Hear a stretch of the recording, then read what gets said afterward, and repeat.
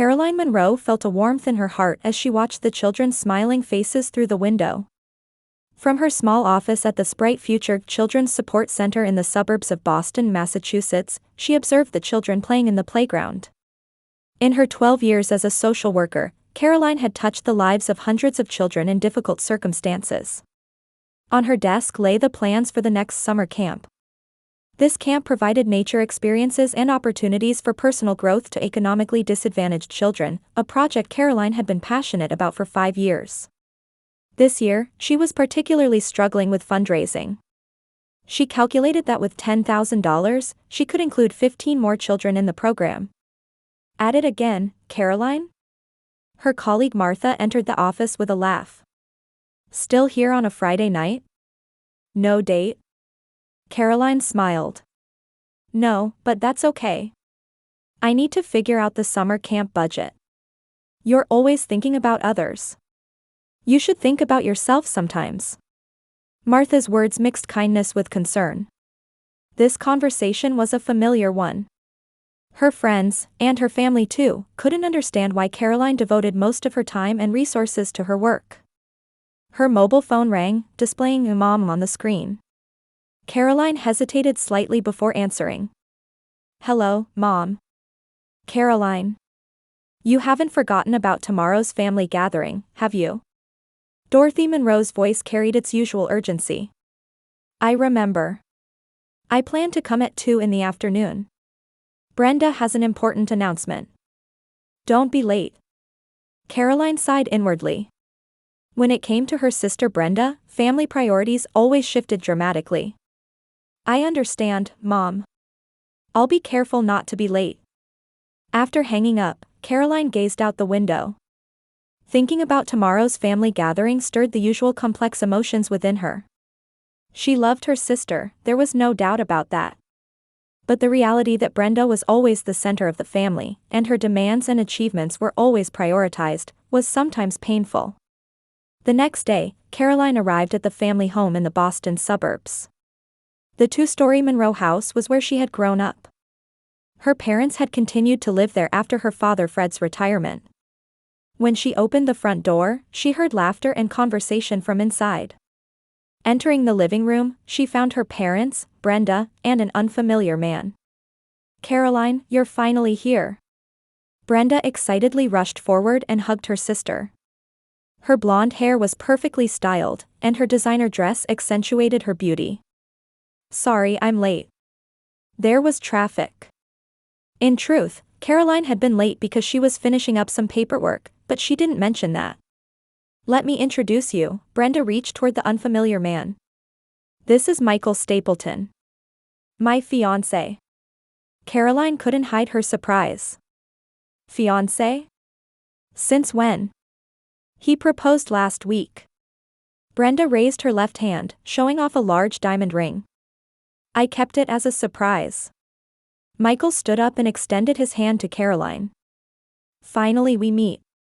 I've heard a lot about you from Brenda. He was a man with a charming smile and confident manner. Congratulations, Caroline smiled and shook his hand. It's quite a surprise, but I'm very happy for you. Your sister is a special woman, Michael put his arm around Brenda's waist. I've had success in real estate development, but I've never met a woman like her before. Dorothy could barely contain her joy at her daughter's engagement. Michael is a wonderful man. He's a businessman who has developed several luxury properties in New York and Boston. Fred Monroe smiled gently and said, Sit down, Caroline. Today is a special day. Her father was a retired high school teacher, always a quiet presence. He had little say in family matters, often yielding to the strong personalities of Dorothy and Brenda. During dinner, the conversation centered almost entirely on Brenda and Michael's wedding plans. Michael spoke confidently, discussing his ambitious plans in the real estate industry. Caroline nodded and listened most of the time, but occasionally she sensed something behind his words. She was particularly troubled by the gleam in his eyes when he talked about redeveloping downtown districts. At the end of the meal, Brenda handed Caroline an envelope. Here's your wedding invitation. We've already set the date of June 25th, 3 months from now. Of course, we'll arrange a special seat for you. Caroline opened the envelope and took out the invitation. It was beautifully designed, with the date and location noted. But she gasped at an additional line written below. Request to attendees, please provide a wedding gift of at least $10,000 if you plan to attend. Caroline was speechless with surprise. Seeing her expression, Dorothy laughed and said, "Of course, she's your sister. Brenda is planning a wonderful wedding. You should support her." Caroline looked at Brenda and Michael. They looked back at her as if this was perfectly normal. Fred sat quietly, avoiding eye contact. "I understand," Caroline replied quietly. Do you know some people earn over $10,000 a month just by posting Reddit stories on YouTube? No face, no voice, just a laptop. I do it too, link below if you're curious. "I'll think about it." On her way home, she called her best friend, Audrey Walker. "I can't believe it, Audrey. $10,000. That's about the same as my summer camp budget." "That's absurd," Audrey's voice was filled with indignation. "There might be something suspicious going on." "I was thinking the same thing. There's something strange about this Michael person. But Brenda seems really smitten with him." Caroline returned to her apartment and placed the invitation on the table. She looked up at the night sky through her window, wondering what she should do. $10,000 was not a small amount for her. It was money that could help the children she supported. But at the same time, she loved her sister. Despite their complicated relationship, family was family. Caroline sighed deeply and decided to go to sleep. Morning light streamed through the window of Caroline's apartment. She sat on her bed, staring at the invitation in her hands. The beautiful lace border and high-quality paper were a perfect choice, typical of Brenda. For 3 days, her heart had been constricted every time she looked at this invitation. She took out an album from the old wooden bookshelf in the corner of her room. Filled with childhood photos, it was one of her treasured possessions. As she turned the pages, she found a picture of 2 girls hugging and smiling.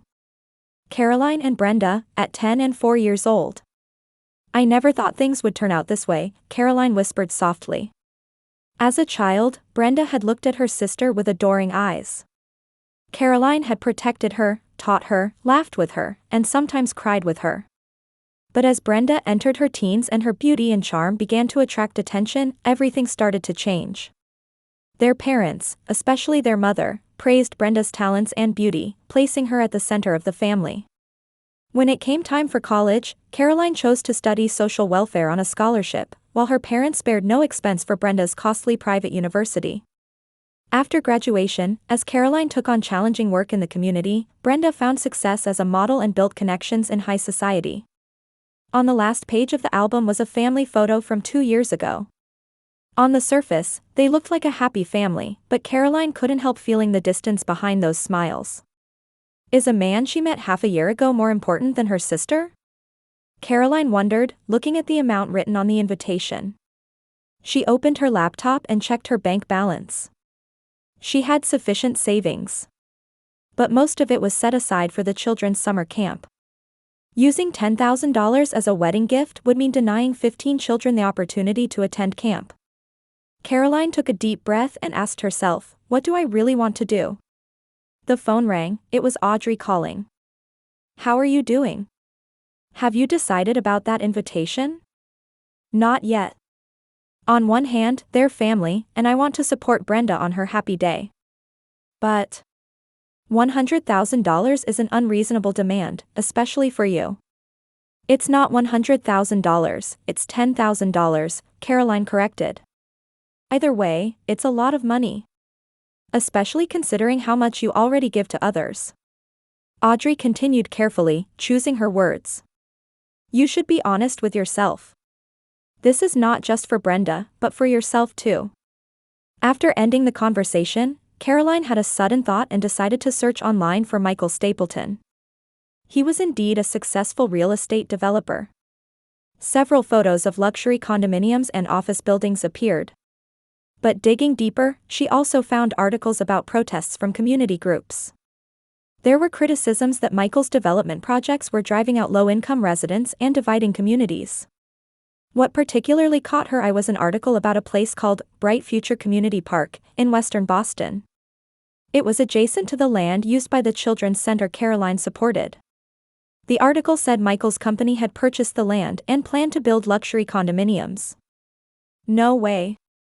Caroline stared at the screen, suddenly feeling like pieces were connecting. That night, she fell into an uneasy sleep. In her dreams, young Brenda called out, "Help me, Caroline," intermingled with images of adult Brenda showing off her diamond ring. In the morning, Caroline awoke determined. She took the invitation and checked the decline box.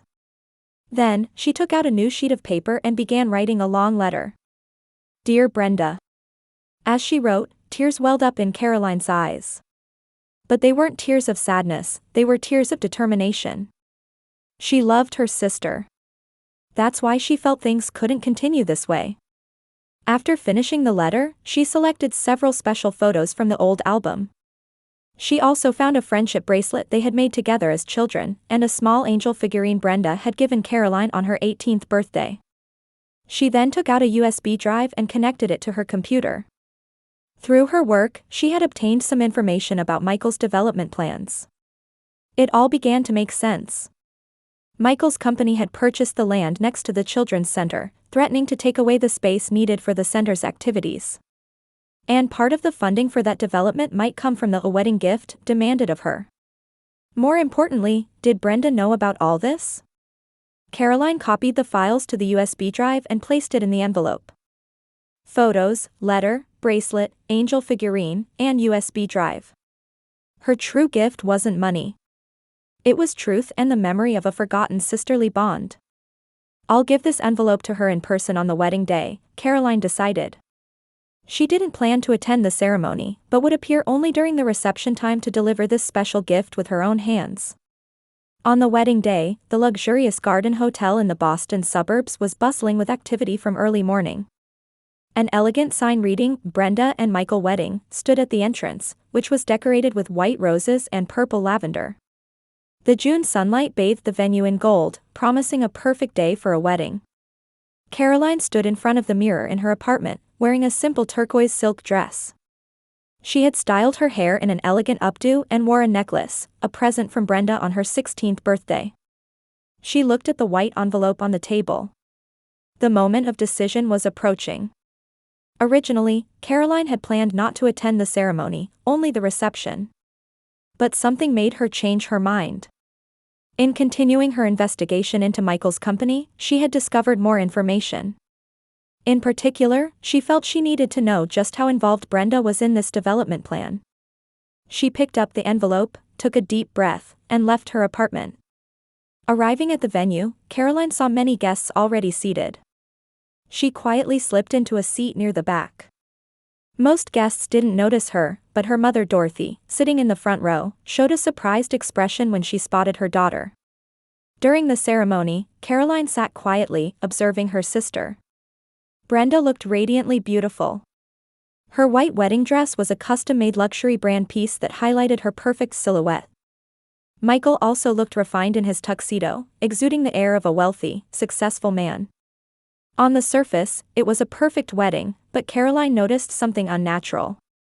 When Michael whispered something into Brenda's ear before the vow kiss, she thought she saw a momentary tension cross her face. She also noticed that some of the guests seated in the front row were unfamiliar to her. They appeared to be Michael's business associates. After the ceremony, as guests moved to the reception hall, Dorothy approached Caroline. "I didn't think you would come," she said, taking her daughter's arm. "About the gift." Caroline smiled. "Don't worry, Mom. I brought a gift for Brenda." She showed the white envelope. Dorothy seemed relieved. "I'm glad you made the right decision. Family must be cherished." At the reception, lavish food and champagne were being served. An orchestra played elegant music, and guests were congratulating the bride and groom. Caroline sat alone, observing her surroundings. She tried to listen to the conversations of Michael's apparent business partners, but the music was too loud to hear clearly. As time passed, the moment for gift exchange arrived. The master of ceremonies took the microphone and mentioned the gifts brought by the guests. Most guests seem to have brought checks or cash. And now, the bride and groom will receive your heartwarming presents. Caroline took a deep breath and stood up. She approached Brenda and smiled gently. Congratulations. This is my gift for my sister. She handed the envelope to Brenda. Brenda laughed brightly. Her eyes sparkled with expectation. Thank you, Caroline, she joked. It's not money, is it? The surrounding guests laughed, watching with curious eyes. Clearly, many of them knew about the special condition on the invitation. Michael looked at Caroline with a greedy expression. Open it, Caroline said quietly. Brenda began to open the envelope. Only Caroline noticed that her fingertips were trembling slightly. As Brenda took out the contents, her expression changed. Her expectant, excited smile suddenly transformed into confusion and fear. Caroline could see the blood draining from her face. This is... Brenda's voice trembled. Michael placed his hand on her shoulder and peered at the contents. What is this? He asked, irritation in his voice. Photos and a letter and... Brenda took the USB drive in her hand and looked at Caroline with a confused expression. Caroline said quietly, this is a gift of truth. Because I believe this is what real family bonds are about. The venue fell silent for a moment. Many guests were confused, not understanding what was happening. Dorothy rushed to Brenda's side and looked at the envelope's contents. A look of surprise crossed her face. Just old photos, Dorothy said. Caroline, what is this about? This isn't appropriate for a wedding celebration. I didn't bring money, Mom, Caroline replied calmly. I brought something of greater value. Brenda took the letter and began to open it. Her hands were shaking, and tears were visible in her eyes. Michael impatiently grabbed her shoulder and said, read it later. Now we should, but Brenda pushed his hand away. Let me read it, her voice contained determination. The surrounding guests began to realize that something dramatic was happening. Murmurs spread through the venue, and some stood up, changing positions to see better. Michael picked up the USB drive and asked, what is this? His voice was filled with tension. Fear spread across Brenda's face. You don't need to look at it, she said, but several guests were already showing interest. Particularly, Michael's apparent business partners had come forward. Caroline quietly said, there's no need to fear the truth. As tensions mounted, Michael inserted the USB into a laptop that had been placed on a front table. In the reception hall where a large screen was set up, the image was immediately displayed. There appeared a document titled, Bright Future Community Park Redevelopment Plan. This document, bearing Michael's company logo, detailed plans to transform the entire area, including the land used by the Children's Support Center, into luxury condominiums. Even more shocking was the funding plan for the project, which included a note, donations from private investors, target amount $100,000. The venue erupted in commotion. Michael hurriedly tried to turn off the screen, but many people had already seen the content. He directed an angry look at Caroline. This is private information. How did you get it? Caroline didn't answer, but her eyes were on her sister. Brenda had finished reading the letter and looked up. Tears of regret and shame glistened in her eyes. Caroline? She whispered. I didn't know. Really? Michael tried to close the laptop screen, but it was too late. His business partners had already seen the content and were exchanging confused glances. Brenda stood there, staring at the photos she had received from Caroline. They showed the two of them embracing and smiling by the lake as children, baking cookies together as teenagers, and Caroline congratulating Brenda at her college graduation.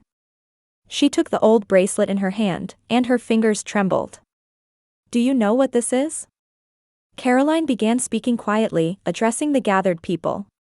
A 12-year-old me and a 6-year-old Brenda made this together. It was a promise to protect each other forever. Dorothy stood between her daughters, trying to control the situation. Caroline, this is Brenda's special day. What are you doing? Just revealing the truth, Mom, Caroline answered. Michael is trying to buy the land used by the Children's Support Center to build luxury condominiums. That center is where I've worked for 15 years. He's trying to take away the place that supports these children. Michael stepped forward, his face red with anger. This is purely a business matter. We legally acquired the land and, as part of urban redevelopment. At the expense of children's futures? Caroline interrupted him. Brenda took the USB drive in her hand and looked at Michael with a confused expression. Mikey, is this true? Are you trying to evict Caroline's center? Michael couldn't hide his irritation. You knew about it. The redevelopment plan for that district, we've talked about it many times. But you never said where exactly, Brenda said with a trembling voice. I had no idea Caroline was involved. And the gift request to me, Caroline continued calmly. $10,000. That was supposed to be part of the funding for this development plan, wasn't it? Michael's expression subtly changed.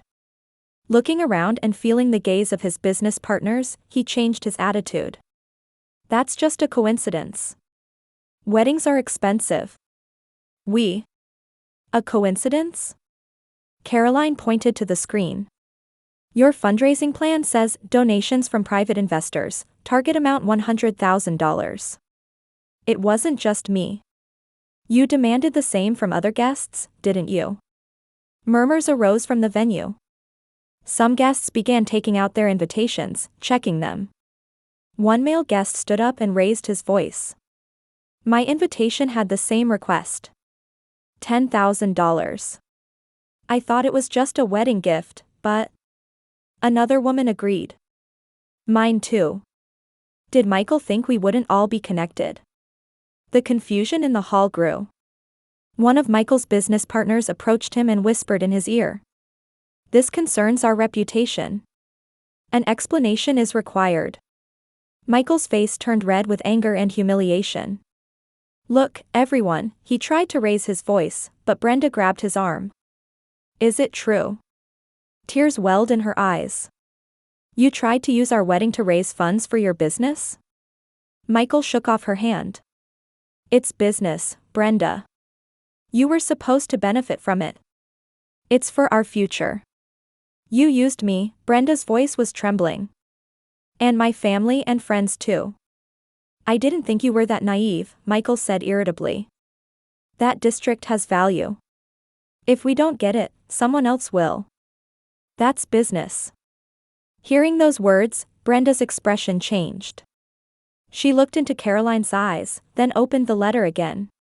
Inside were her sister's heartfelt words, what I want is not money, but the honesty and trust we once had. Dorothy stood by Brenda, placing a hand on her shoulder. It's all right, darling. You can see how selfish Caroline is. Ruining your special day. Brenda pushed her mother's hand away and stepped back. No, Mom. Caroline is right. I've been blind all along. From the back of the venue, Fred stood up. The father who had been sitting quietly until now approached slowly. His posture carried a dignity that had never been seen before. Michael, he said in a firm voice. It's clear that you've used my family. And I, too, have made a mistake by remaining silent for too long. Fred looked at Caroline. His eyes mixed sadness, regret, and pride. Caroline, you've always had courage and integrity. I should have acknowledged that out loud. He turned to Brenda. And you, too, have the eyes to discern true value. Today is the day to prove that. Michael tried to control the situation by raising his voice. Everyone, this is just a family misunderstanding. Let's continue our wedding. Later. No, Brenda's voice was quiet but filled with determination. She removed the diamond ring from her finger. This is over, Michael. She returned the ring to Michael and approached Caroline. The two looked at each other for a long time, as if something was conveyed without words. What I wanted wasn't money, but honesty as a family, Caroline said quietly. She took Brenda's hand and placed the photos and bracelet in her palm. This is what truly matters. The venue fell silent. Michael and his business partners began to leave in anger and confusion.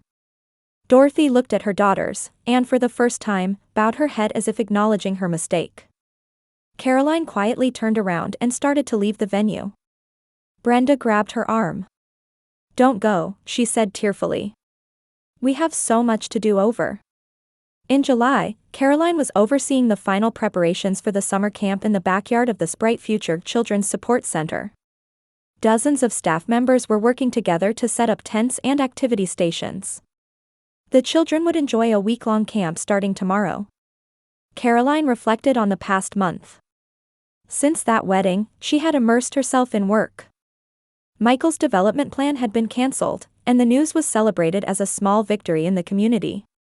But her relationship with her family remained complicated. She hadn't answered several calls from Dorothy.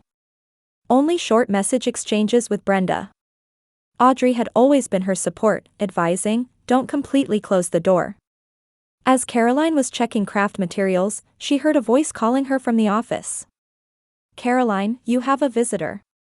Heading toward the entrance of the center, she found her father, Fred, standing there. He looked a bit thinner, and his expression showed fatigue, but his eyes held a determined look. "Dad," Caroline said in surprise. "Why are you here?" "I wanted to talk," Fred said quietly. The two sat on a small bench. "Brenda and Michael's engagement has been officially called off," her father began. "He's facing legal problems. Investors are suing him over his methods." Caroline nodded silently. She had already heard about that. "But there's something more important," Fred continued. "Brenda and your mother made big mistakes. Especially toward you. I'm just as guilty." I looked the other way and said nothing. Tears welled up in Caroline's eyes at his sincere words. "Brenda is truly remorseful," Fred said gently. "She's trying to change. She started volunteering at a local shelter last week. She's facing her mistakes." Caroline took a deep breath. "I may not be able to forgive immediately. But there's room for dialogue." Fred smiled. "I'm glad to hear that." He stood up and placed his hand on Caroline's shoulder. "Caroline, you're a wonderful daughter. I always knew that. I just never put it into words. That was my biggest mistake." After he left, Caroline felt enveloped in complex emotions, yet somewhere in her heart, she felt a lightness. On the first day of summer camp, morning light filtered through the trees, and the center's backyard was filled with children's laughter. Caroline distributed name tags, greeting each child with a smile. At that moment, a familiar figure appeared at the entrance of the center. It was Brenda. She was wearing simple jeans and a t-shirt, her hair not in its usual perfect style but casually tied in a ponytail. She held a large paper bag in her hands. The two sisters stared at each other from a distance for a moment. As Caroline approached, Brenda smiled sheepishly. "I came to help," she said. "If that's okay." Her paper bag contained art supplies for the children. Caroline, though a bit hesitant, nodded. A few hours later, the two were surrounded by children, painting together by the lakeside. Watching Brenda gently teaching a little girl how to use a brush, Caroline remembered an old memory. In the same way, she had taught young Brenda how to paint. As the day began to wane, the sisters sat on the shoreline a little distance away. "Those photos and the bracelet you gave me that day," Brenda said quietly. "I've been carrying them around all the time." She took out the old bracelet from her pocket. "I remembered. The day we made this bracelet. You said, 'This is a magic bracelet, it keeps us connected even when we're apart.'" Caroline smiled. "You remember." I had forgotten. The important things, Brenda gazed at the lake's surface. "But from now on, things will be different." In their line of sight were children playing happily. The sunlight dyed the water surface gold, heralding the beginning of new hope. Caroline thought, perhaps real family isn't about blood ties, but about honesty and care for each other. And sometimes, even if it's lost, it can be found again.